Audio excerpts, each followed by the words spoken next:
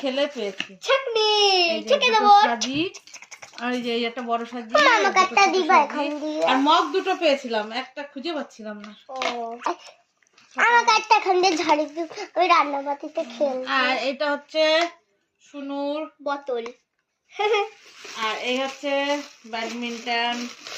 আমার র্যাকেট হ্যাঁ তোমরা দুই বোনে মিলে খেলা কি করবে, লিখা রে এটা কে একটা তোমার হ্যাঁ একটা দিদির, এরকম করে